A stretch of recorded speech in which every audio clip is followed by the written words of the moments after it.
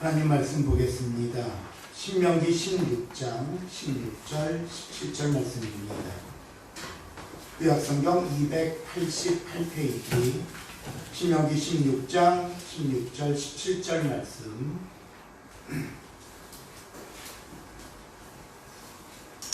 찾으시지 말고 제가 공독해 드립니다. 너희 가운데 모든 남자는 1년에 3번 곧 무교절과 칠칠절과 초막절에 내 하나님 여호와께서 택하신 곳에서 여호와를 배웁되 빈손으로 여호와를 배웁지 말고 각 사람이 내 하나님 여호와께서 주신 복을 따라 그 힘대로 드릴지니라. 아멘.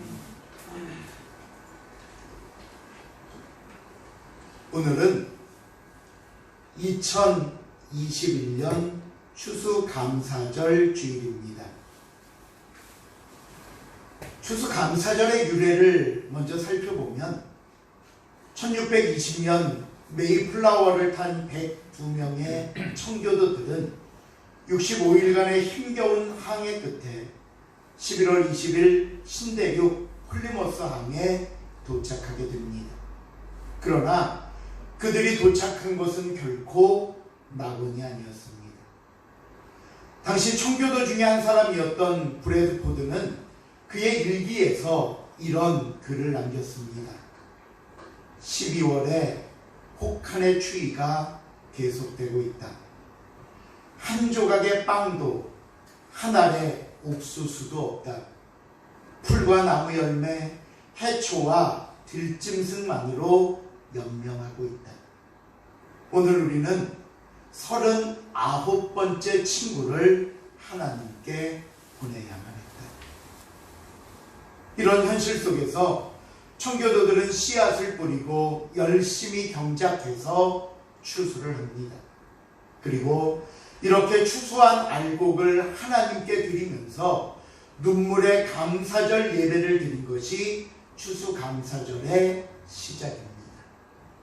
그 후 미국의 초대 대통령인 조지 워싱턴이 1789년 미국 헌법 제정을 축하하는 의미로 그해 11월 26일 목요일을 추수감사절로 선포해서 미국에서 지키고 있다가 1863년 링컨 대통령이 이날을 국경일로 지정해서 오늘에 이르고 있습니다. 우리나라에서 추수감사절을 지키게 된 것은 1908년부터입니다. 당시 예수교 장로회에서 미국의 영향을 받아 11월 마지막 목요일을 추수감사절로 지키다가 오늘날에는 이렇게 11월 세 번째 주일을 추수감사절로 지키게 된 것입니다. 그러면 흔히 사람들은 이렇게 질문합니다. 추수감사절은 미국의 절기가 아닙니까? 라고 생각하실지 모르지만 비록 그 이름의 유래는 미국에서 시작되었지만 곡식을 수확하고 한 해를 마감하면서 하나님께 감사하는 의미의 절기는 구약 성경 때부터 있었던 절기였습니다. 그 절기가 바로 오늘 본문에 나오는 초막절이라는 이름입니다. 초막절. 이 절기를 다른 말로 수장절 또는 장막절 이렇게 부르는데요. 그 이름들이 갖고 있는 각각의 의미가 있습니다. 먼저 초막절은 이스라엘 백성들이 노예 생활에서 벗어나 40년 광야 생활했던 것을 기억하면서 그때를 기억하고 재현하기 위해 광야로 나가 초막을 짓고 거하는 것을 가리켜 초막절이라고 했고요. 이들이 또한 광야에 가서 장막에 거한다 라고 해서 다른 말로 장막절이라고 부릅니다. 또 같은 의미로 불리는 이 수장절이라는 말의 의미는요, 바로 추수의 의미입니다. 1년의 추수를 마치고 수확한 곡식과 열매들을 창고에 저장하면서 수확한 것에 감사를 드린다는 것에서 생긴 것이 바로 수장절이라는 이름입니다. 물론 우리는 더 이상 농경 중심의 사회가 아니기 때문에 곡식을 심고 거두는 일을 하지는 않는다 생각되지만, 이 시기가 한 해를 마무리하고 새해를 준비해야 할 때인 만큼 우리가 오늘 이 추수감사절을 통해, 또 오늘 우리에게 주시는 말씀을 통해 무엇을 감사해야 할지 그 의미와 교훈을 함께 살펴보도록 하겠습니다. 자, 첫째로, 그럼 우리가 추수감사절을 어떻게 지켜야 할까요? 성경은 모든 사람들이 함께 감사할 수 있는 절기가 되라고 말씀합니다. 14절을 한번 읽어보겠습니다. 14절 말씀 시작. 절기를 지킬 때에는 너와 내 자녀와 노비와 내 성중에 거하는 레위인과 객과 고아와 과부가 함께 즐거워하되. 여기 보시면 누가 이 절기에 동참해서 즐기며 지키라고 하십니까? 먼저 너와 내 자녀와 노비라고 말씀합니다.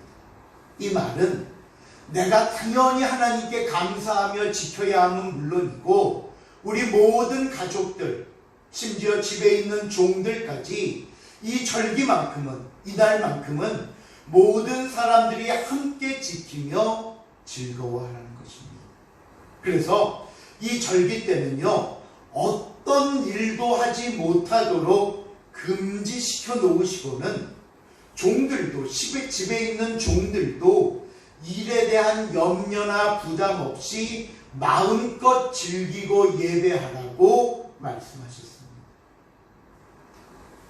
또 그 다음을 보면요, 절기를 지키는 사람들의 범위가 조금 더 확대되어서 네 성중에 거하는 레위인과 객과 고아와 과부까지라고 말씀합니다. 내 이웃들, 특별히 힘들고 어렵게 살아가는 사람들, 또 소외받기 쉬운 사람들을 기억하면서 이들과 함께 이날의 의미를 되새기며 지키라는 하나님의 말씀입니다.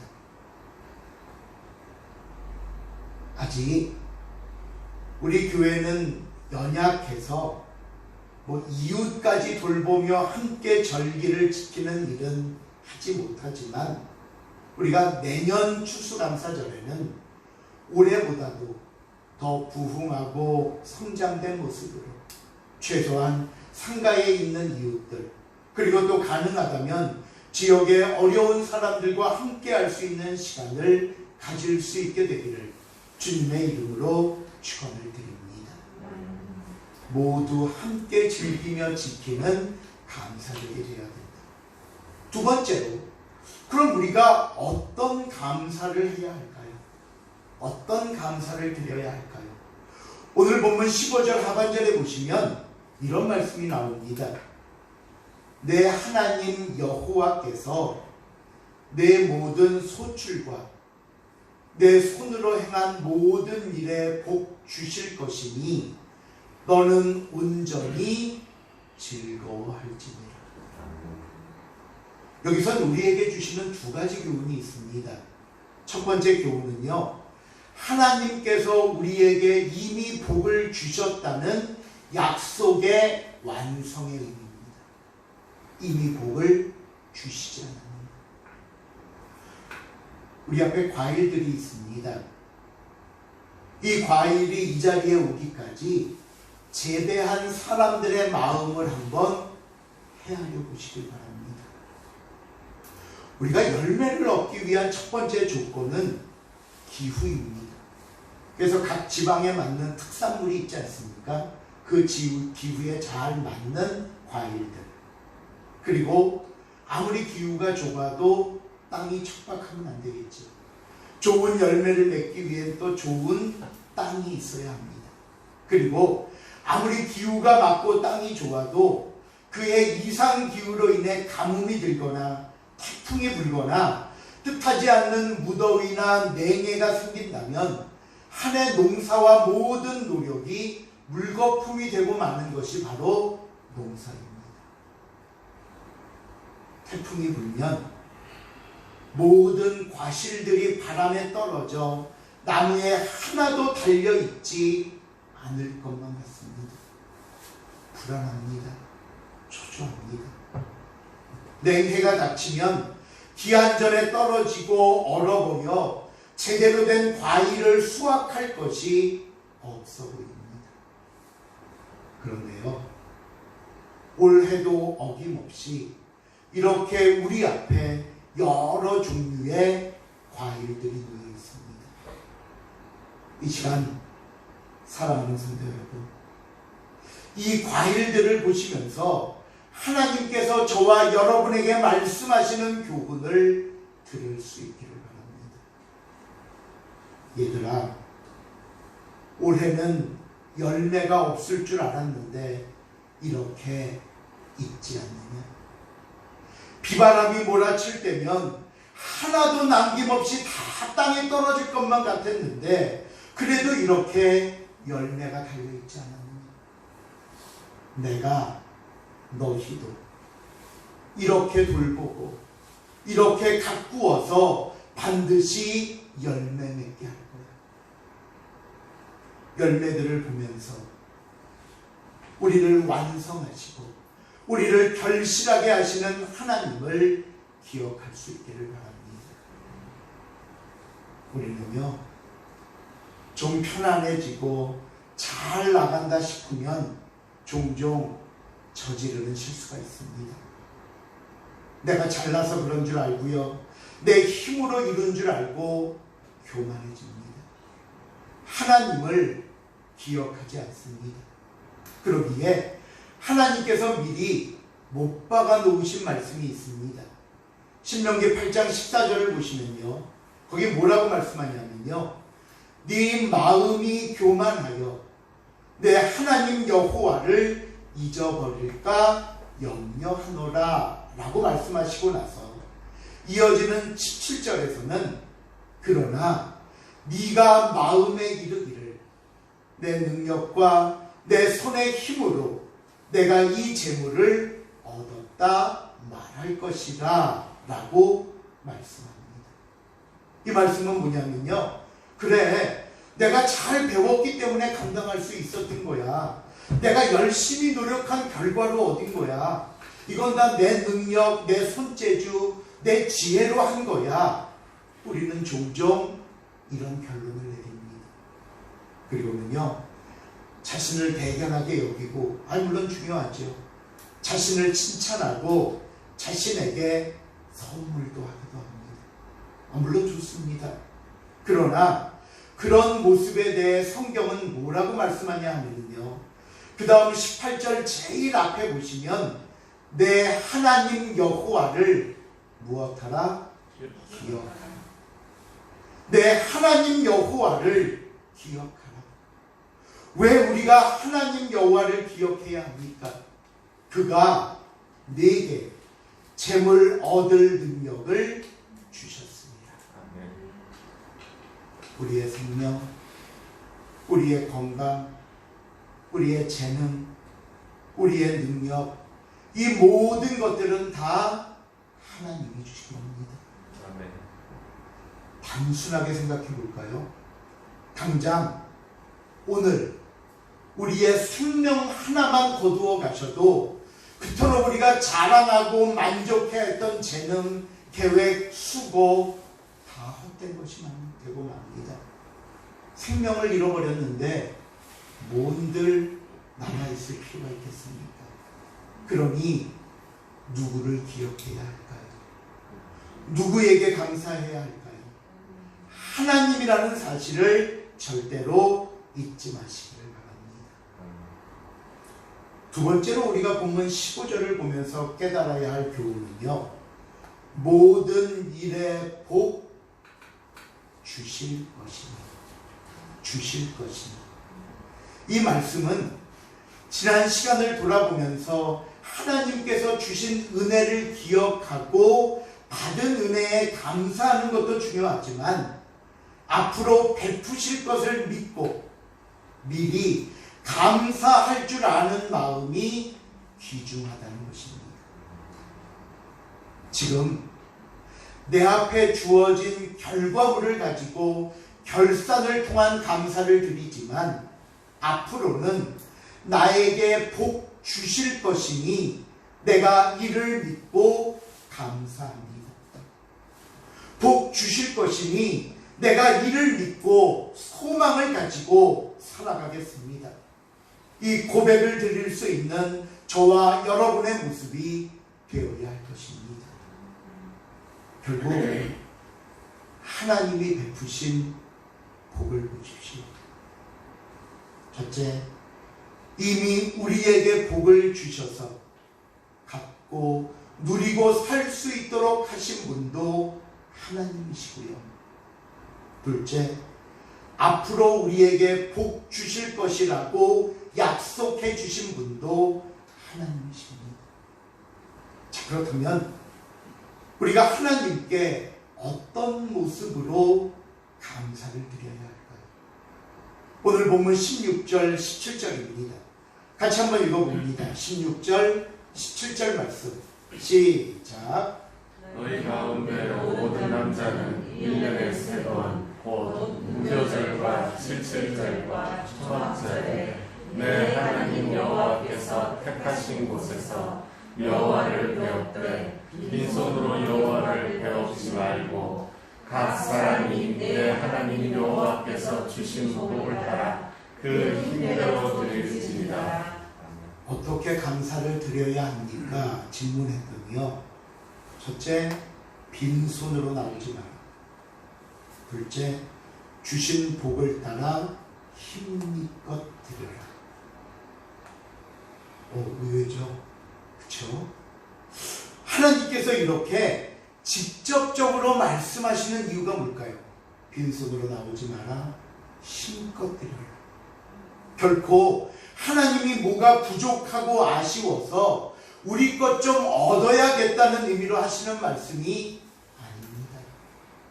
하나님이 이렇게 말씀하시는 이유는요, 우리의 마음과 행동, 우리의 의식과 정성이 일치하는 신앙을 요구하시는 겁니다.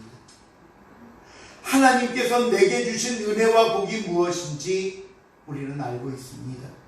그리고 그 주신 것에 대해 감사해야 한다는 것도 압니다. 또 실제로 감사한다는 말도 합니다. 그런데 이렇게 우리의 생각이나 말은 풍성한데 그에 대한 행동이 없습니다.